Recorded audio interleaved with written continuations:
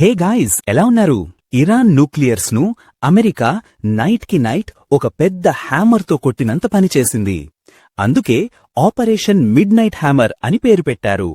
June 22న Iran న్యూక్లియర్స్ destroy చేశామని అఫీషియల్గా Trump చెప్పాడు. అందరూ అది చూసి ఒకేసారి షాక్ అయ్యారు. ఈ విషయం గురించి తెలుసుకోవాలంటే కొంచెం హిస్టరీలోకి వెళ్లి చూడాలి.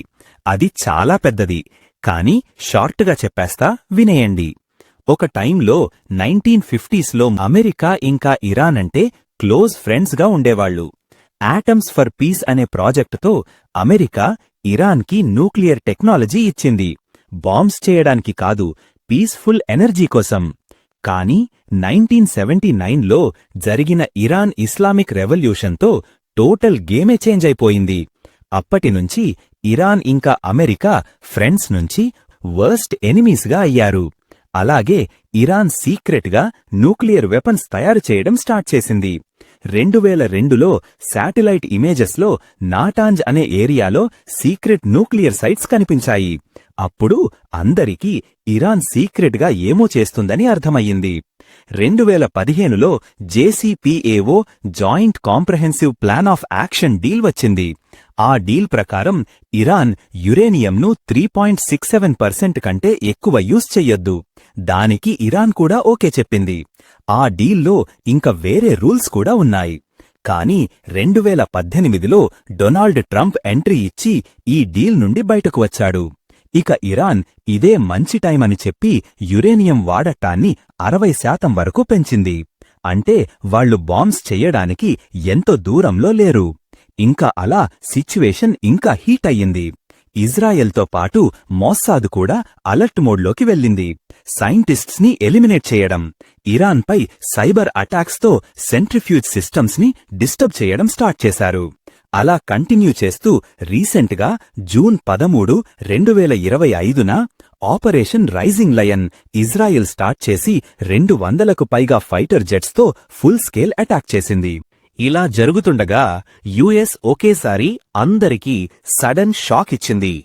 మన ఇండియా టైం ప్రకారం చూస్తే జూన్ 22న మార్నింగ్ 10:30కి అమెరికాలోని white man air force base Missouri నుండి 7 B-2 స్టెల్త్ బాంబర్స్ బయలుదేరాయి. కన్ఫ్యూజ్ చేయడానికి కొన్ని బాంబర్స్ ను పసిఫిక్ డైరెక్షన్లో పంపారు. కానీ అసలైన బాంబర్స్ మిడిల్ ఈస్ట్ వైపు వెళ్లాయి. మధ్యాహ్నం 12 నుంచి రాత్రి 8 వరకు ఈ బాంబర్స్ అట్లాంటిక్ సీ నుండి యూరప్కు, ఆ తరువాత యూరప్ నుండి మిడిల్ ఈస్ట్ వైపు వెళ్లాయి. ఈ బాంబర్స్ ను 3 సార్లు గాల్లోనే రీఫ్యూవలింగ్ చేశారు. అలాగే ప్రయాణ సమయంలో US fighter jets, AWC, ECM electronic counter measure aircrafts కూడా తోడ్గళ్లారు. America operation midnight hammer ను స్టార్ట్ చేసి తెల్లవారుజామున మన ఇండియా టైం ప్రకారం సుమారు 4:40 నుంచి 5:15 మధ్యలో 6 B-2 స్టెల్త్ బాంబర్స్, వీటి గురించి లాస్ట్లో చెప్తాను. అలాగే 12 GBU-57 బంకర్ బస్టర్ బాంబ్స్ వాడి నేరుగా ఇరాన్లోని ఫోర్డో అనే న్యూక్లియర్ ఏరియాస్పై అటాక్ చేశారు. ఫోర్డో న్యూక్లియర్ ఏరియా, ఇదే మెయిన్ ఇంపార్టెంట్. ఇది ఒక కొండ కింద ఉన్న అండర్ గ్రౌండ్ బంకర్. 80 నుంచి 300 అడుగుల లోతులో కొండల కింద ఉంది. ఇందులో సెంట్రిఫ్యూజెస్ అంటే ఉరేనియం రిఫైన్ చేసే మెషినరీని వాడుతారు. ఇక్కడ 60% ఎన్రిచ్డ్ యురేనియం తయారు చేస్తారు. అందుకే ఈ ఏరియా ఇంపార్టెంట్ అని చెప్పాను. ఇక్కడ America GBU-57 bunker buster bombs వాడారు. అవి 30,000 పౌండ్ల బరువుతో, అంటే సుమారు 13,600 కేజీల బరువు. ఇవి కొండల లోతుల్లో ఉన్న ఫోర్డో ప్రాంతాన్ని రీచ్ అయ్యి పేల్చేశాయి. నెక్స్ట్ అటాక్ నటాన్స్ న్యూక్లియర్ ఫెసిలిటీపై. ఇక్కడ కూడా యురేనియం ఎన్రిచ్మెంట్ జరుగుతుంది. సెంట్రిఫ్యూజ్ మెషీన్స్ కూడా ఇక్కడ ఉన్నాయి. ఈ ఏరియాను డెస్ట్రాయ్ చేయడానికి అమెరికా ఒక B-2 బాంబర్, ఇంకా 2 బంకర్ బస్టర్ బాంబ్స్, అలాగే సబ్మెరైన్స్ నుంచి 90 టొమోహాక్ క్రూజ్ మిసైల్స్ వదిలారు. ఇంకొకటొచ్చేసి ఇస్ఫహాన్ న్యూక్లియర్ కాంప్లెక్స్. ఇక్కడ యెల్లో కేక్ యురేనియంను UF6 గ్యాస్గా మారుస్తారు. ఇది న్యూక్లియర్ బాంబ్స్ తయారు చేయడానికి రా మెటీరియల్ ప్రిపరేషన్ కోసం ఉపయోగపడుతుంది. అమెరికా ఇంకా ఇజ్రాయెల్ రెండూ ఈ సైట్ను మిసైల్స్తో డెస్ట్రాయ్ చేశారు. అమెరికా వాడిన B-2 స్టెల్త్ బాంబర్స్.